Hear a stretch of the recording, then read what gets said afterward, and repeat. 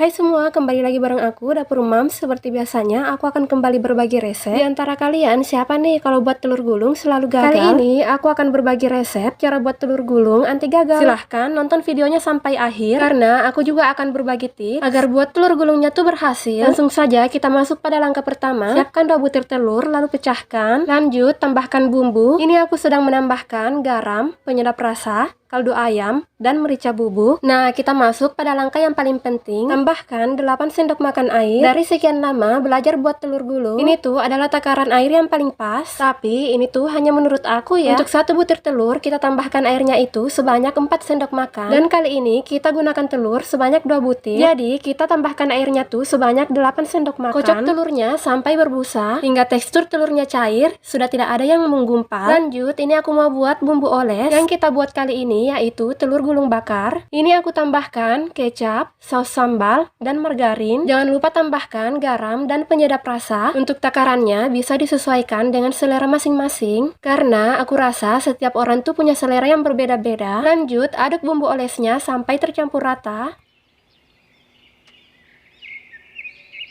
Bisa diperhatikan, tekstur adonan telur gulungnya tuh kelihatan sangat cair. Masuk pada langkah selanjutnya, panaskan minyak. Jadi untuk minyaknya tuh harus benar-benar panas. Kita gunakan api kompor sedang saja. Lanjut, ini aku gulung telurnya. Tuangkan adonan telur gulungnya dengan jarak yang cukup tinggi, agar pada saat telurnya masuk ke dalam minyak, langsung melebar dan membentuk serat. Aku juga pernah dapat pertanyaan, orang itu bilang, kok aku selalu gagal kalau buat telur gulung? Telurnya tuh nggak mau nempel pada tusukan. Kurang lebih pertanyaannya seperti itu. Sebenarnya, salah satu faktor yang mempengaruhi telur gulungnya tuh nggak mau nempel pada tusukan, yaitu kita goreng telurnya sampai terlalu kering, sehingga telurnya agak susah nempel pada tusukan. Kurang lebih menurut aku seperti itu. Nah, lanjut bisa dilihat pada video, ini sudah aku tulis resep telur gulungnya.